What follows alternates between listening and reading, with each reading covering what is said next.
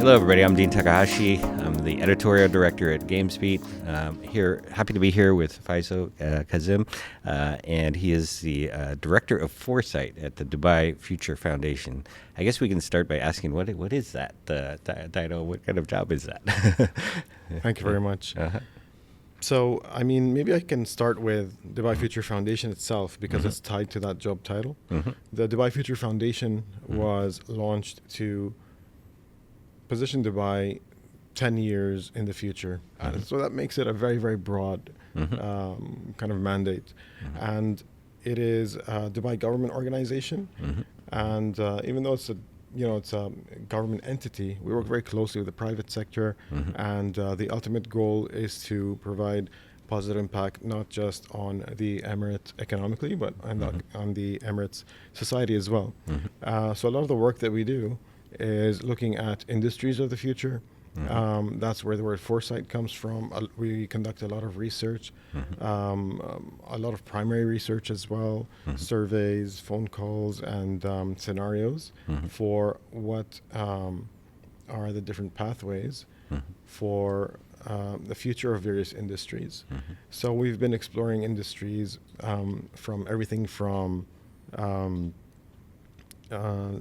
the planet, climate change mitigation, to energy, the future of energy, to AI, of course. But also, one of the things that we noticed was the games industry was actually an industry that is both an industry of today, but also an industry of the future, because it is a very versatile industry. So the skill sets that are used to to develop games, to design games, we believe are the same skill sets that are going to be required in the future, because the one thing we're betting on is that the future is going to be digital. Interesting. And I guess everybody will sort of have a question at some point of like, why Dubai? And your job is really to convince them. I think this is the place. This is the place you want to be, the place you want to go. Is there something you like to say when you're having these conversations with people about like, why is Dubai a special place? What makes it a destination, I guess? Yeah, I actually love this question, and I want to answer this question to as many people as possible, because there's a lot of misconceptions, misperceptions about what Dubai and the region is like. So it's not really about money. It's not like you're going to end up in Dubai and you're going to receive a blank paycheck. It's more about the cultural diversity. We have more than 200 nationalities in Dubai. We have the financial freedom. We have safety. These are the things that really stand out, especially in this period of uncertainty around the world, geopolitical conflicts. So the political stability also, all of these things is what really makes Dubai an attractive place. And in terms of incentives, we do as much as we can to at least provide some sort of safety net for this industry that has, especially in recent years, has become so unstable. So those are the things that we want to focus on rather than short-term incentives. Yeah. Well, I think it's interesting that you want to do better. You want to attract more companies, but Dubai has so much going for it already. It's got a museum of the future. It's got one of the biggest malls in the world, I guess, if not the biggest, right? And so many amazing things that you can experience there. Tourism is something that I think everybody ought to try and discover about this place. And it's almost like you don't need all this help. You're sort of a natural magnet already as the way the society is set up, right? Yes, and that's also another. It's almost like it has two. It's benefiting Dubai in two different ways, right? So there's obviously tourism, the economic impact that comes from tourism, But again, we have met a lot of people that would be visiting Dubai for the first time. Maybe they're attracted by the Museum of the Future, or they're attracted by the Burj Khalifa, or they're attracted by Burj Al Arab or the other attractions. But so what that does is people that don't know anything about Dubai or the region, or have the wrong kind of perception about Dubai, they end up coming to Dubai, and one of the first things that they tell us is, wow, we didn't think Dubai was like this. Dubai is, they pick the one or two things that they didn't know about Dubai, and then all of a sudden they start thinking about, wait a minute, like, what if we open an office in Dubai? And then they start thinking about, what are the schools like? What are the services like? And then they start exploring those things. We're very hands-on with those things as well. We have government entities that are focused specifically on guiding teams in terms of not just how to set up offices, but also for things like finding them showing them the right neighborhoods, schools, etc. So yeah, I mean those landmarks are there, but they also bring secondary benefits like fixing the misconceptions about Dubai. Yeah. And one of the things I'd heard was that you can pay your rent in cryptocurrency, and I can't think of too many other places in the world where that's a thing, right? It's interesting. And as far as attracting the game industry, I guess I'd be interested in knowing how you think about it. You have rich neighbors. There's lots of competition for these game companies or game developers. They're kind of a scarce resource in the world. So how are you trying to attract the game industry into Dubai? And I know I've heard you describe this before as you're doing it the hard way, right? So tell us more about that. Sure. So we are doing it the hard way. We're also doing it in a way that's complementary to everything else that's happening around us. There are amazing things that are happening in Abu Dhabi, which is an emirate in the United Arab Emirates. Amazing things happening in the Kingdom of Saudi Arabia. They have the Esports World Cup. So one of the things that we're looking to do is do things that are complementary to everything that's happening around us. And the hard way, what I meant by that was, it's to try and grow the ecosystem organically. And the hope is that once, if you do it organically, the impact will be more long term. And it is also the hard way, because we instead of offering financial incentives for people to open offices, it's more about us being out there on the ground and talking to as many people as we can, showing our industry to as many people as we can, and also facing criticisms every now and then, trying to resolve them, taking it as constructive feedback. That's the hard way, and that's the long-lasting way, and that's the approach we want to take. And I guess it still works, though, because you guys have put a lot of work into just making it a good place to be. As you mentioned, it's one of the safest places in the world.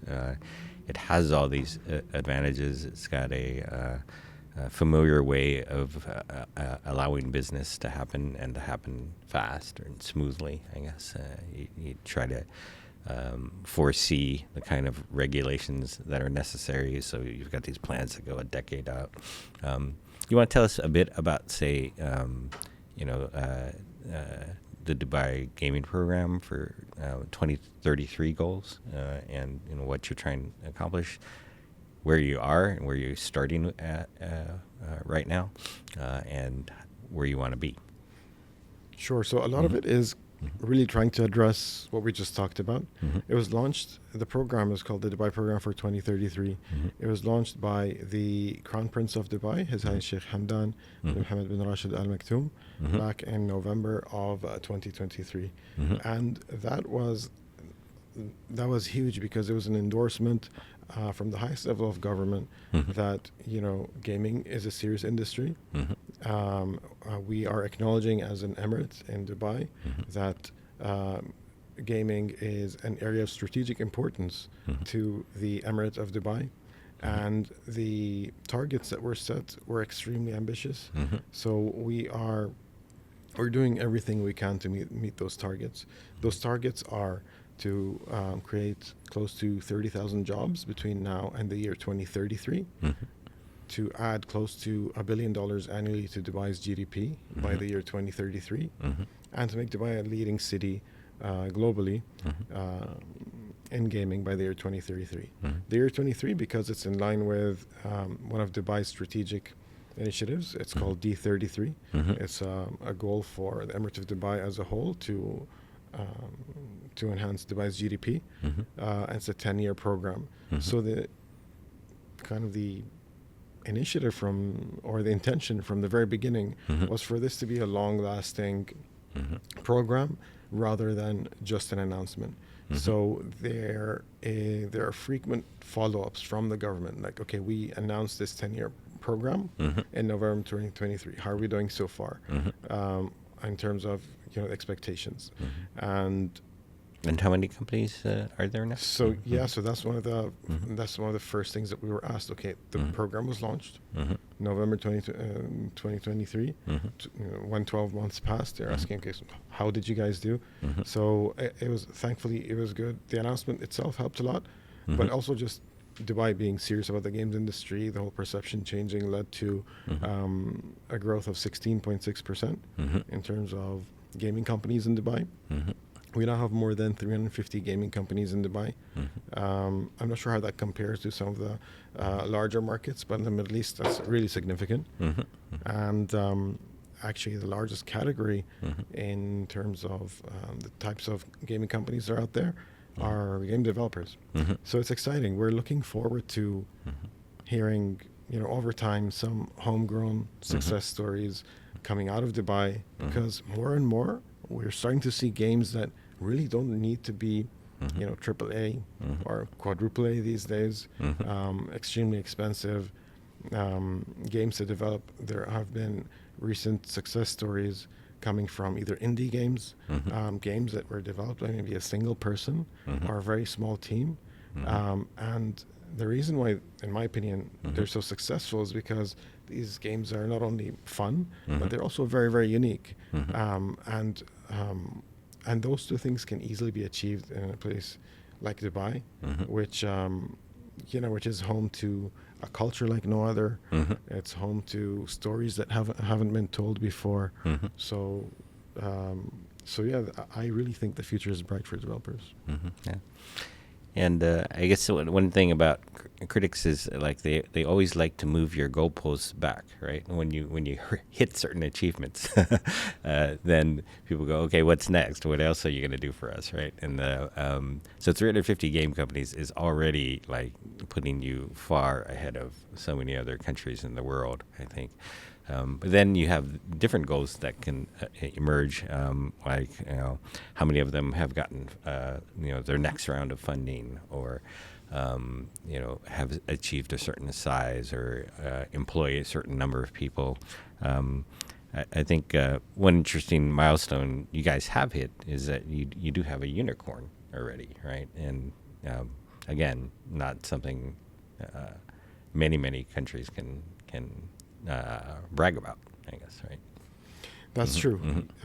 So Dubai is home to the headquarters of Yalla Group. They are listed on the New York Stock Exchange. They are a unicorn. I think currently they're valued at, if I remember correctly, over $1.3 billion.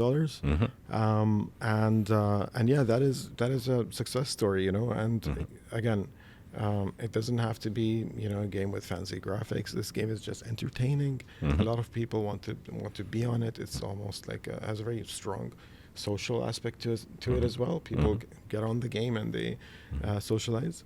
So that's another great success story. I think going back to hitting the number of a good number of companies in Dubai, like what's next? Like how can we prove that we're achieving even more? You mentioned investments, next rounds of investment.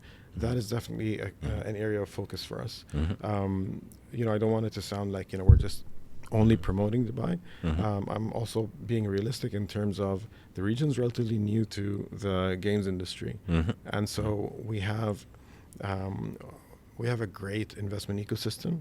There are a lot of investors in Dubai and the region. A lot of them are sector agnostic. A lot of them are tech focused. A lot of them would consider good deals in gaming, but because the region hasn't been exposed to a pipeline of investment opportunities in gaming, and they don't have the track record of investing in gaming, that's an area of opportunity for maybe VCs that are focused in gaming to consider either opportunities in Dubai, or maybe it's a responsibility for us to try and host sessions to educate local investors on how to invest in games, what good expected returns look like, and what are the risk levels like. Yeah.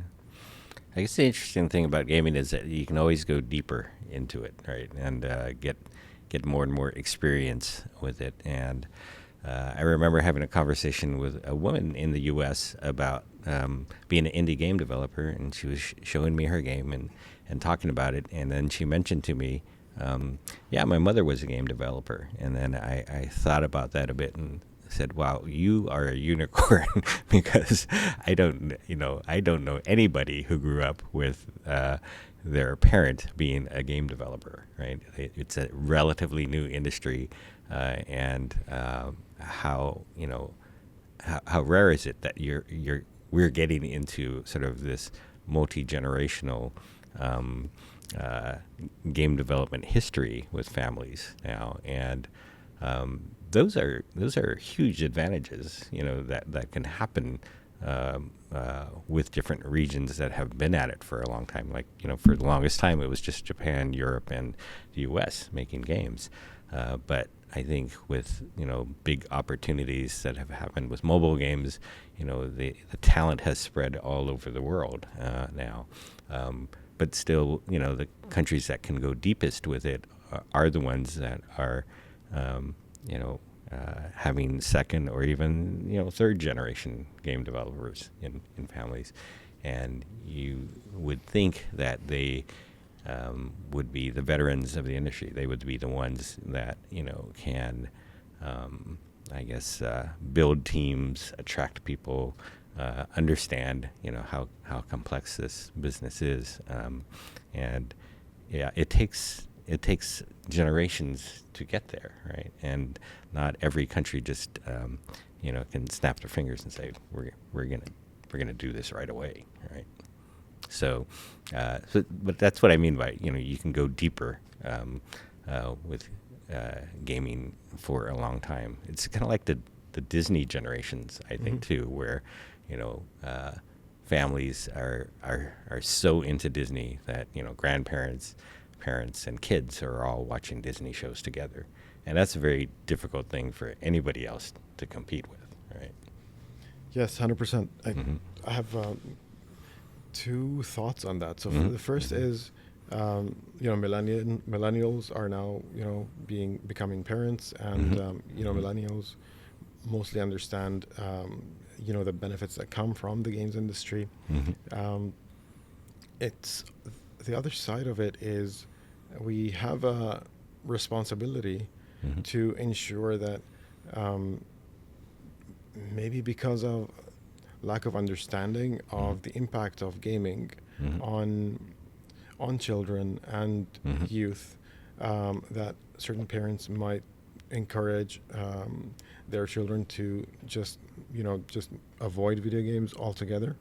And so the risk there is that, if you consider a future where game development skills are required for developing something really positive for our societies, those people will unfortunately not be able to contribute. And so it's a responsibility for us to, yes, highlight the risks, provide the necessary safeguards. Mm-hmm. At the same time, ensure that that no one's left behind. Mm-hmm. And so that's one thought. And the other thought that I had was regarding generations. I mean, we don't have. I mean, the UAE's population grew massively Mm-hmm. in the last couple decades, Mm-hmm. and so we don't have that scale of generational knowledge. Mm-hmm. And so, what we're looking to do is we did have a couple of new educational programs that were launched. Mm-hmm. There are now bachelor's degrees Mm-hmm. from some of the bigger universities in Dubai. Mm-hmm. American University in Dubai is offering a bachelor's degree in Mm-hmm. game development and game design. Mm-hmm. There's also SAE Institute providing great programs Mm-hmm. in game development, and there are others as well.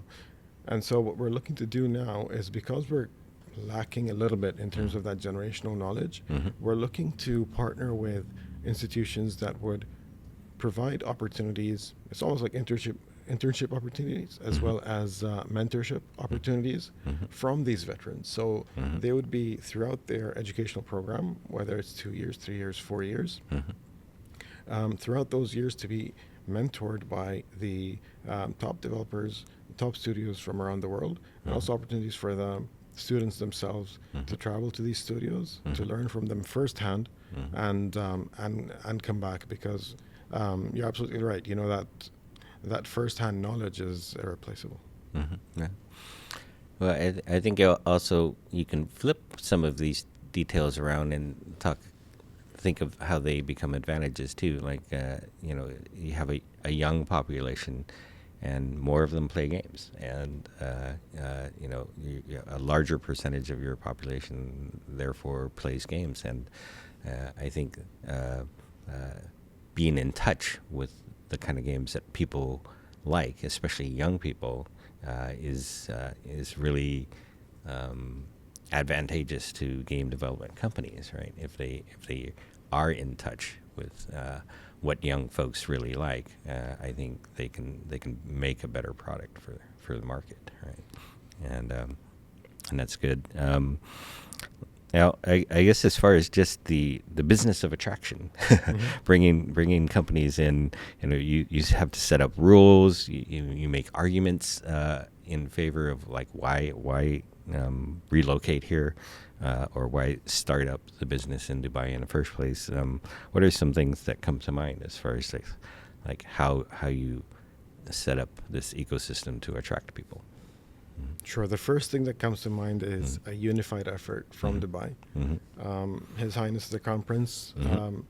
launched the Dubai program for gaming Mhm. with the intention of having one working group that represents Dubai as a unified effort for growing the games industry. Mhm. And so this working group consists of various government entities, from licensing and entities that are responsible for policies and regulation, Mhm. to entities that are responsible for offering spaces, real estate spaces, to telecommunications, etc. Mhm. And so that has really helped us come here to Gamescom, Mhm. and we are hosting a Dubai pavilion here. Mhm. And That's right. You're here for the first time. yeah, we are here for Yeah. the first time. Mhm. We have a lot of learning so far already, Mhm. but we can already see the opportunities. Mhm. And this could only happen because of that unified effort. Mhm. So now, if someone visits our pavilion or talks to a member of our delegation,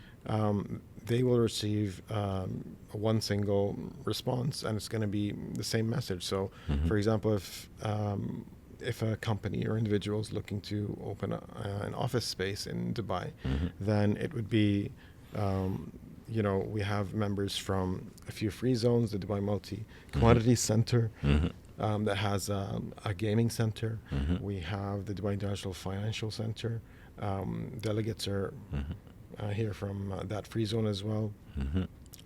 and Dubai Economy and Tourism as well. Mhm. So it's almost like they're going to be able to see a menu Mhm. of options to choose from, and there's something for everyone Mhm. when it comes to relocating to Dubai. Mhm. And again, like we're there to answer as many questions as possible, Mm-hmm. and we're open to criticisms. You know, like Mm-hmm. it's going to be, it's going to lead to a better and stronger Mm-hmm. gaming ecosystem in the long term. Mm-hmm. Yeah. I don't know if everybody remembers that, like, Las Vegas goes by the mantra now of only in Vegas, right? And I think only in Dubai is a phrase, I guess, that, describes maybe some of the unreality of the place. Like, it's so shocking in some ways, like what the society is like. And I wonder, this is probably a part of like the whole attraction as well. That like you're a unique place. There's a lot of things that only happen in Dubai, I guess, right? Mm-hmm. Yeah, and we're waiting for that shocking thing to happen within gaming as well. We're working towards one, which we can't announce yet. Mm-hmm. But we are also looking for those homegrown, shocking success stories as well. Mm-hmm. We're going to try as much as we can. We are open to supporting, the talented people that are creating these amazing games. Mm-hmm. I mentioned the Dubai Pavilion. Mm-hmm. We have a sister government organization that's called the Dubai Culture and Arts Authority. Mm-hmm. They're actually sponsoring developers of these 3 games Mm-hmm. to fly over here. They're providing them space Mm-hmm. and a demo area to showcase their games. So it Mhm. becomes an opportunity for those developers to not only showcase their games globally, Mhm. it could lead to investment opportunities, it could lead to maybe publishing opportunities. Mhm. And so yeah, you're right, we're known for doing big things and Mhm. bold things, Mhm. and we're going to do everything we can to make that happen in gaming as well. Mhm. Very good. Thank you very much, Faisal. Thank you for having me. Mhm.